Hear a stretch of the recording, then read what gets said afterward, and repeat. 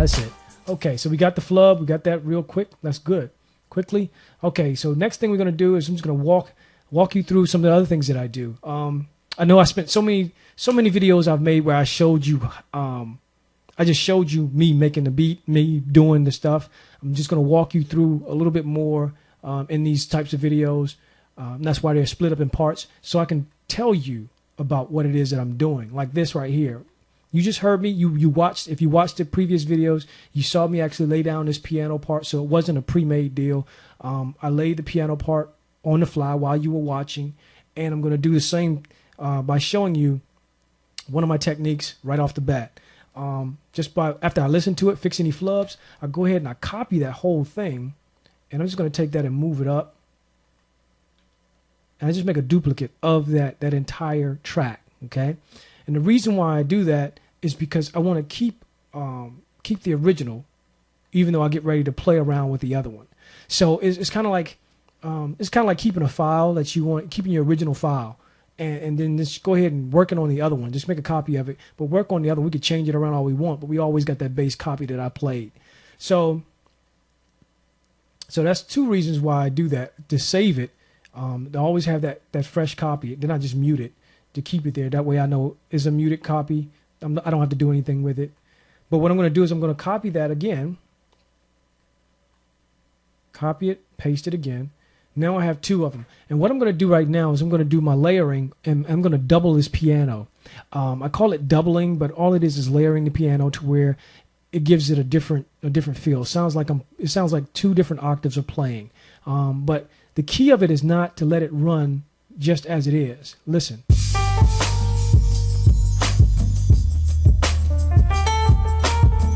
So that way it's the same thing, it's the same octave, the same note, same velocities, but all that does is make it sound stronger. It makes what I played, it makes it sound stronger in the mix. We're going to change that. We're going to take the higher one, and what we're going to do, we're going to take it to a higher octave. So all I'm going to do here is see if I can grab all of that. And we're going to move it up. So I'm going to take the whole thing. I'm going to do a Control A because I'm on Windows, doing a Control A. Make sure my snap is on bar. So what that means is that if I move this around anywhere, it's going to move everything at a bar. So it's easier to manage that way. Now what I'm going to do is I'm going to take this whole thing and I'm just going to move it up an octave. Now my marker, this is my marker key because this is the lowest key that's played in this entire pattern. If you notice here, and the highest is there. But I'm gonna go by the lowest because all I'm gonna do is I'm gonna see where I am. Okay, I know that that's F, and how do I know that? By going to piano classes with my daughter.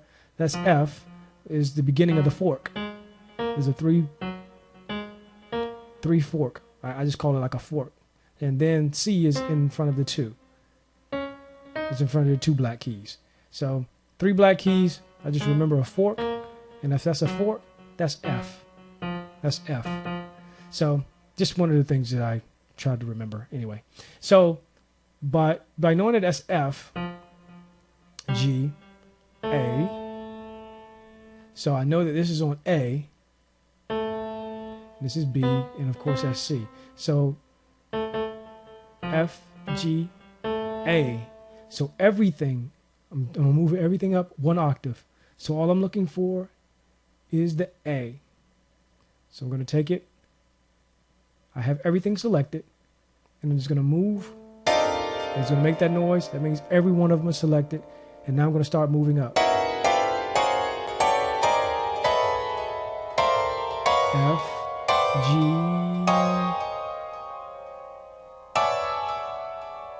A. There we go. So now we have everything up an octave.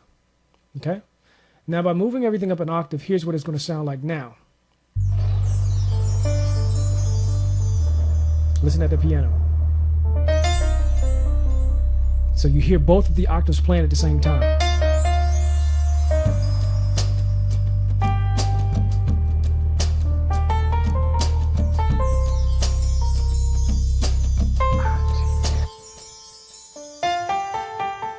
Now, the thing is that you don't want it to be like that. You don't want the notes on top of each other like that, because now they're playing right on top of each other.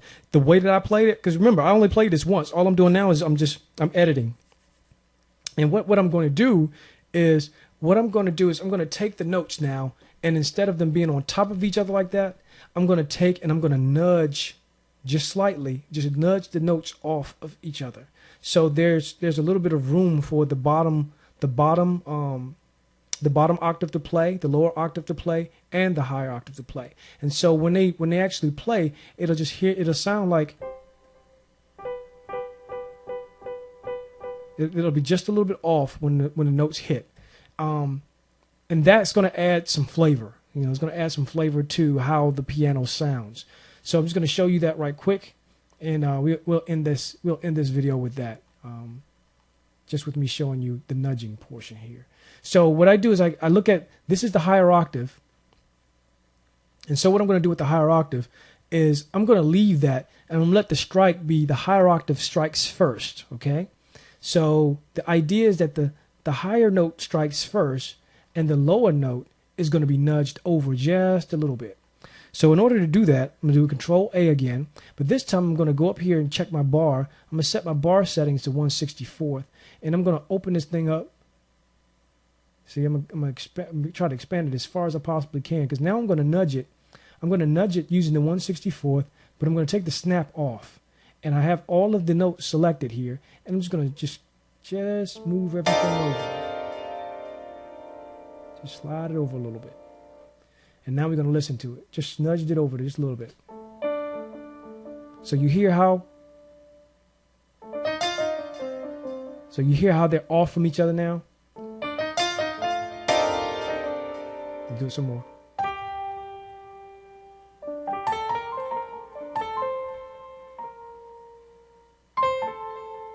I like that too. A little bit too far though. I'm going to bring it back in just a little bit.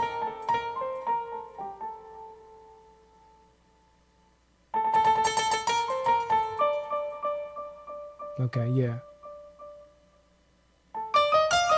I'll keep that.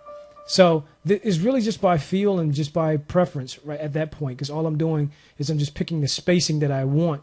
And now that I have that spacing, what I'm going to do is I'm going to go ahead and keep that. And the thing about it is, now that I have that space the way that I want it, I have the spacing that I want, now I can just go ahead and I can mute this. And I'm going to go through and I'm going to chop this. Next, I'm just going to go through right now and just chop this up. Chop it up into sections. Not like that, but chop it up into the different sections that I want. And by doing this, now I'm actually just making it to where I can cut out parts. I can mute parts that I don't want to play while leaving in other parts. Stuff like that. So now I can get a little bit more creative with it, play around with it a little bit more. Now, what I mean by that, I'm going to show you this before I end this video. Get a little bit too long. I don't want it to be too long here. But, so let's go ahead and hit that first.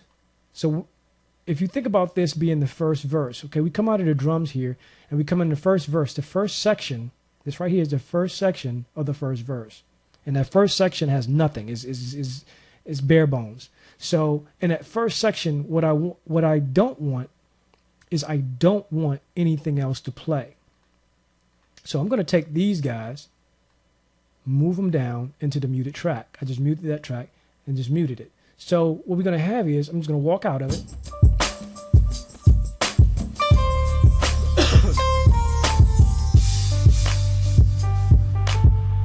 Okay, so now you hear what I'm saying. I just have one, just soloing.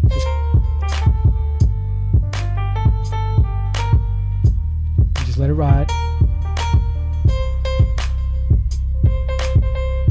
Now watch this here.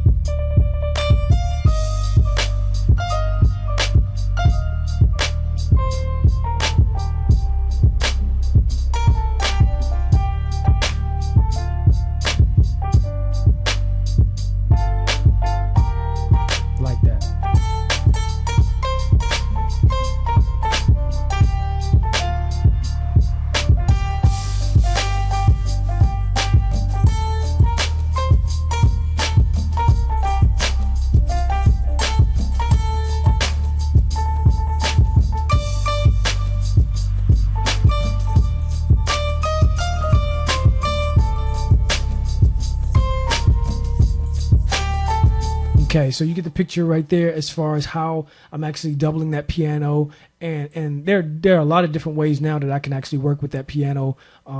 Just moving those parts around, shifting and taking out different, taking out to where it's doubled, just leaving it singled out.